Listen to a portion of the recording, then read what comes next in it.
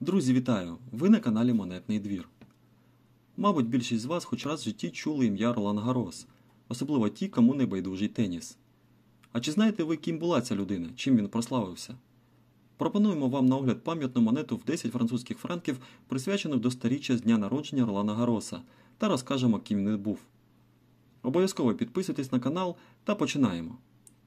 Народився Ролан Гарос 6 жовтня 1888 року в Сен-Дені, столиці закордонного департаменту Франції, розташованого на острові Реюньйон в Індійському океані.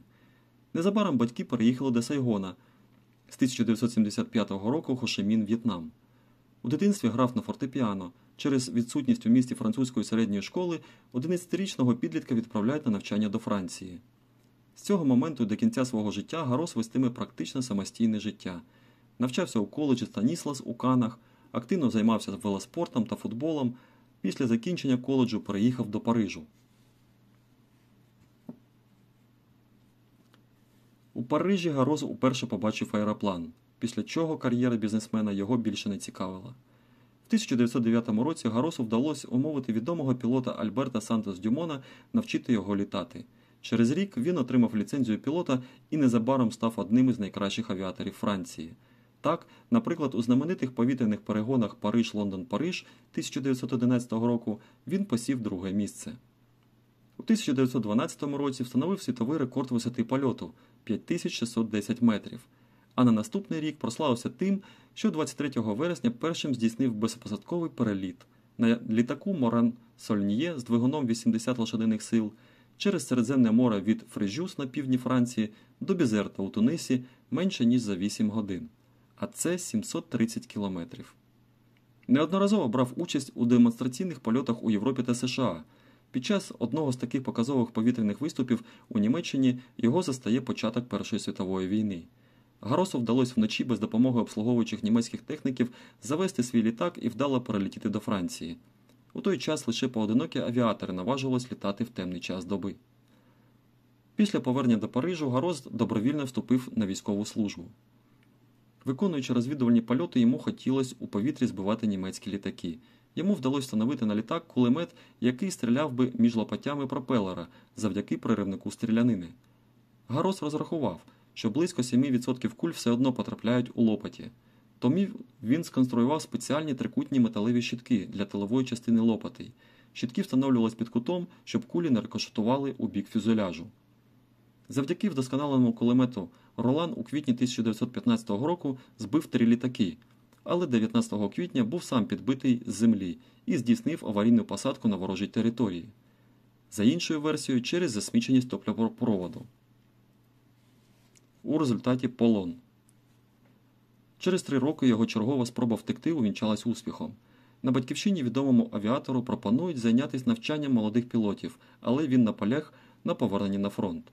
Переміг ще в одному повітряному бою, але за день до свого 30-річчя лейтенант Гарос загинув у повітряному бою під Вузьє на півночі Франції, де й знаходиться його могила.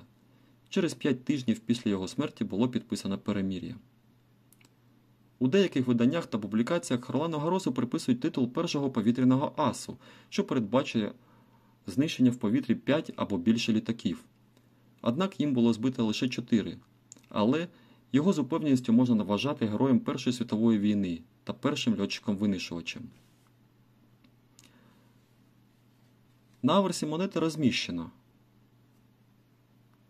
Над номіналом 10 франків розташований птах з розкритими крилами, над контуром узбережжя Атлантичного океану у Франції. По колу напис «Републік Франсез» – Республіка Франції. Та зверху рік чекану – 1988.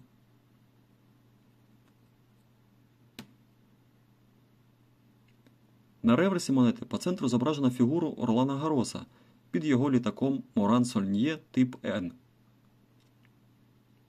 По колу знизу розташоване ім'я аса Ролан Гарос та зверху роки його життя 1888-1918.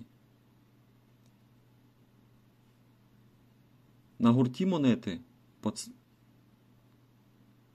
по колу розміщено написи «Liberty», «Elegate», «Fraternite». Це девіз Франції – свобода, рівність, братерство. Монета виконана з нікелевої латуні, вага 10 грамів, діаметр 26 мм та товщина 2,5 мм. Карбувалась на монетному дворі в Парижі. На його батьківщині острові Реюньйон встановлено пам'ятник повітряному рекордсмену та герою війни, а також на його честь названо міжнародний аеропорт. Також на честь великого льотчика у Франції названо найбільший тенісний стадіон та чемпіонат Франції з тенісу. Пишіть в коментарях, чи є у вас така монета в колекції, або, можливо, ви її зустрічали. Обов'язково підписуйтесь на канал, щоб не пропускати нагадування про нові огляди. До зустрічі!